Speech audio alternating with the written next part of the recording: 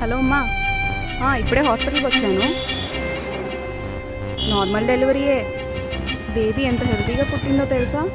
అవును, daddy tablets వేసుకున్నారా?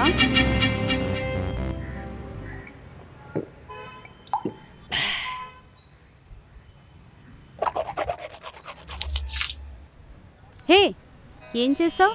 బుద్ధుందా? క్షమించు తల్లి, క్షమించు తల్లి. నీకేమైనా బుద్ధుందా? తులసి తల్లి మీద ఎంగిలి నీళ్ళు వస్తున్నావు.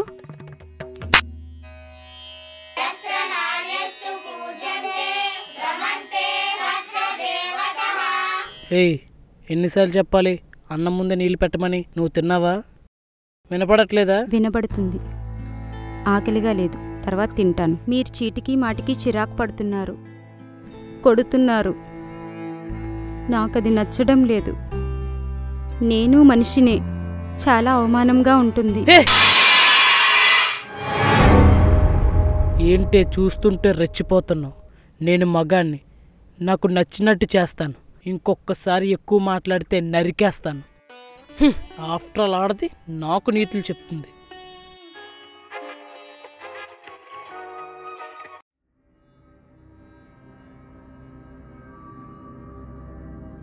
ఏయ్, వీపు చిట్లిపోవాలా?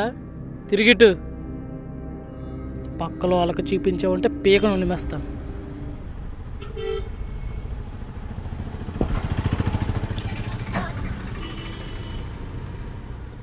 నమస్తే సార్, రమ్మన్నారంట. నువ్వు వెళ్ళు, తర్వాత మాట్లాడదాం. ఏరా, ఇప్పటికే 2 సార్లు జైలుకి వెళ్ళొచ్చో. నీ మీద ఆఫీసులో కూడా చాలా కంప్లైంట్స్ ఉన్నాయి. ఉద్యోగం చేయాలని లేదా? నేనేం చేశాను సార్? ఏం చేయలేదా? నీ భార్యను కొడుతున్నావట, కంప్లైంట్ చేసింది. సార్ అవేవో చిన్న చిన్న గొడవలు సార్, ఏదో చిరాకులో. భార్యని సరిగా చూసుకోలేనాడు నువ్వే మనిషివి. మళ్ళీ ఇలా జరిగితే ఇంకోసారి జైలుకి వెళ్తావు.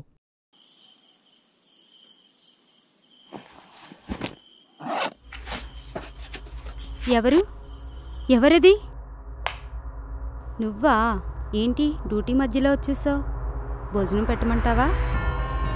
ఏంటా రక్తపు మరకలు? అవేమీ కావులే,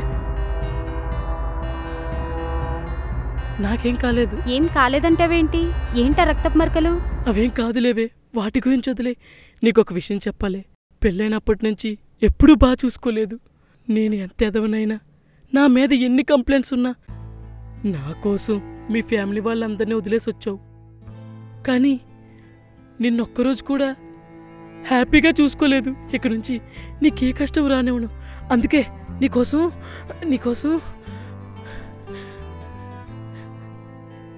ఇదిగో ఈ చైన్ తీసుకొచ్చాను, తీసుకో. ఏంటి చైను? ఎవరిది? ఏం చేసొచ్చావు? నేనేం చేయలేదు. నాకే చైను వద్దు. ఏం చేసావు చెప్పు. నేను చెప్తాను.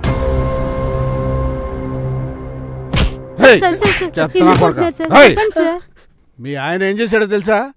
ఒక అమ్మాయిని రేప్ చేసి మర్డర్ చేశాడు.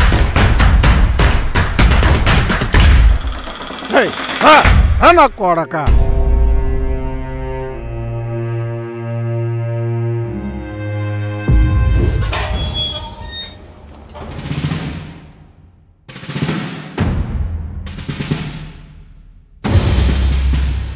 నేరం చేయడం క్రూరత్వం, పశ్చాత్తాపడడం మానవత్వం. అది నీలో ఉందని నేను అనుకోవట్లేదు. ఫార్మాలిటీ కోసం అడుగుతున్నాను. అసలు ఏం జరిగిందో చెప్పు. నీలాంటి వాడితో మాట్లాడడం కూడా అనవసరం. ఛ!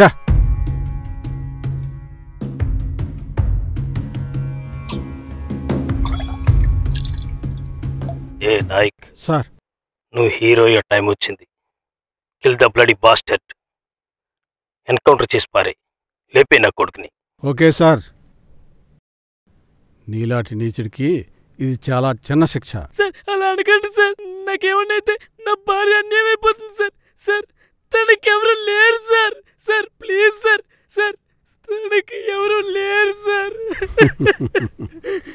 నీలాంటి పిచ్చి కుక్కని నడి రోడ్డుపై బహిరంగంగా ఉరి తీయాలని కోరుకునే వాళ్ళలో నీ భార్య కూడా ఉంది తెలుసా నీకు?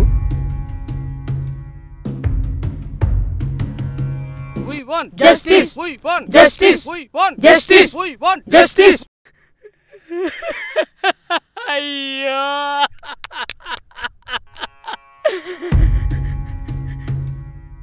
నేను చెప్తాను సార్, ఏం జరిగిందో నేను చెప్తాను సార్. నాపై నిఘా పెట్టావంట? డాక్టర్ పని చెయ్యి, సిఐడి ఎంక్వైరీ చేయక.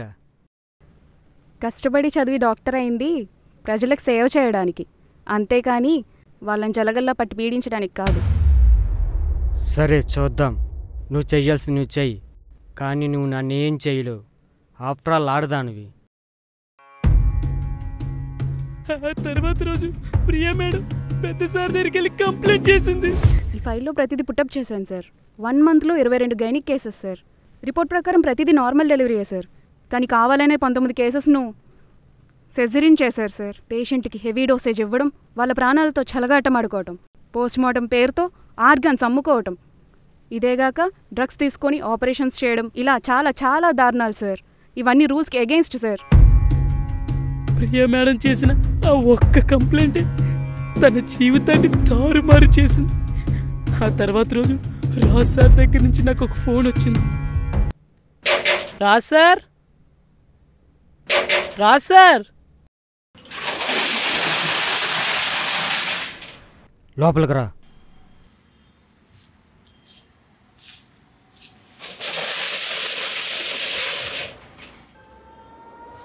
సార్ ఏమైంది సార్?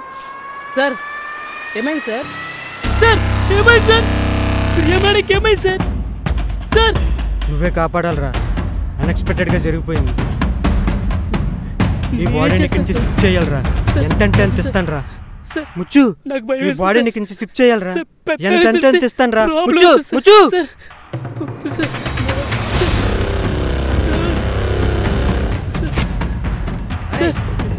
అక్కడ సార్ ప్రియా మేడంని చూడండి సార్. ప్రియా మేడం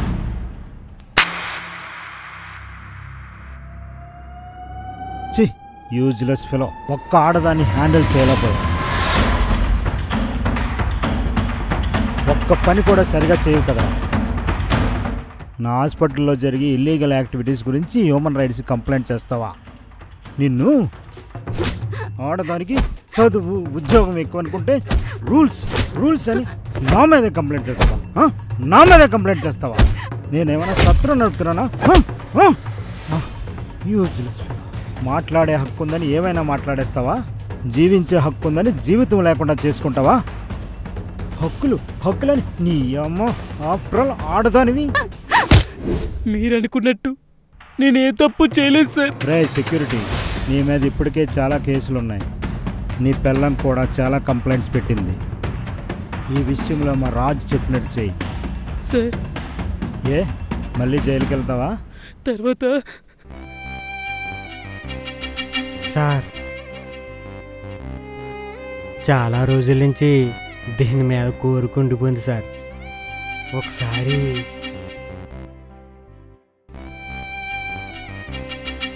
ఇది అన్యాయం అని ప్రశ్నించిన అమ్మాయిని నా కళ్ళ ముందే అతి కిరాతకంగా హింసించారు.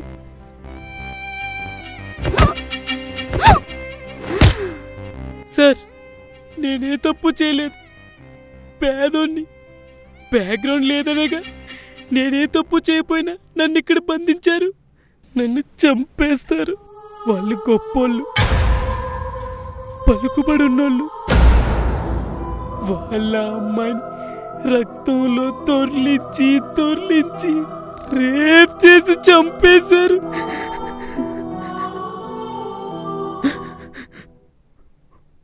వాళ్ళని పట్టుకొని శిక్షించే దమ్ము మీ కాకిలికుందా సార్?